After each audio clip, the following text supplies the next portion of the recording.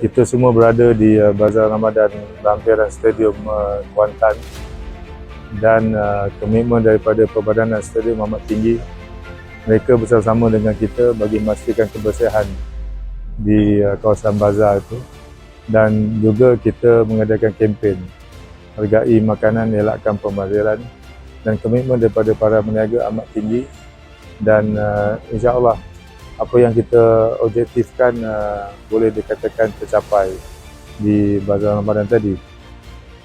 Untuk program yang kedua iaitu dust free, dan daripada tinjauan mendapati kebersihan adalah amat memerangsangkan, dan ini menunjukkan bahawa kita bersama dengan rakan strategi kita iaitu Alam Flora telah pun menyediakan spot pelancongan ini bagi menyantuni Tahun Melawat Malaysia 2026. Dan insya-Allah komitmen dan juga iltizam Sabukok bersama dengan rakan-rakan strategi adalah amat tinggi.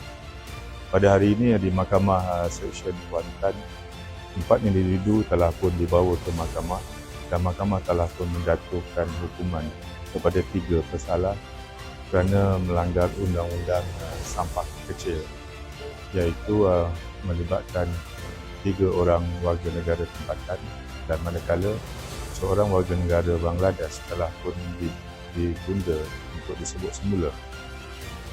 Ketiga-tiga individu yang telah pun dijatuhkan hukum adalah sebanyak RM300 dan perintah khidmat masyarakat selama 2 jam, dan perlu dilaksanakan untuk tempoh 3 bulan.